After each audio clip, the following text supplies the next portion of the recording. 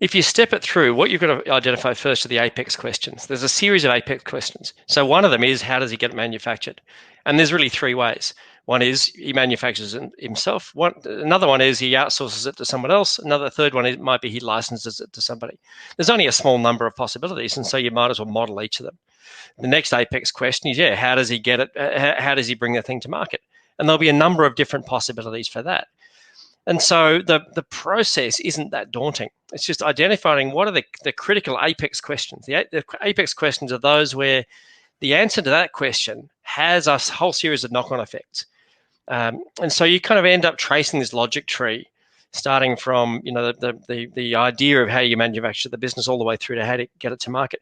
And then at this stage, I'm still nowhere near the keyboard. Okay, I'm not near Excel. I'm not near Castaway. I'm not near any tool. I'm writing the story, because you've got to tell the story like it makes sense.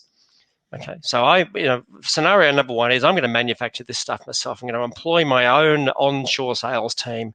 I'm going to go out and hire some industry experts and whatever, the high cost method. And then you could also build a low cost, agile method approach as well.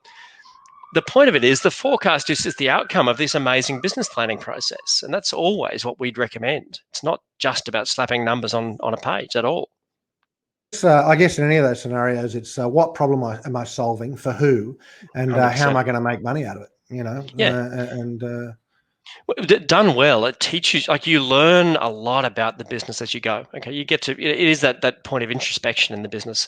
If you do the forecasting process, the way we would suggest, which is a deep introspection and deep review of all of the key questions.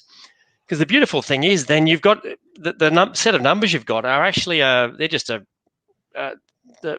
they're just one reflection of a whole series of assumptions, and forecasts have to be assumptions based, because it's the assumptions you're watching for. Whether those assumptions are coming true or whether they're not coming true, they become the early warning sign that something may be wrong. And if you build the forecast the right way around critical assumptions, you're actually building an entire, or you're starting this performance management cycle, which is what sits at the heart of all great businesses.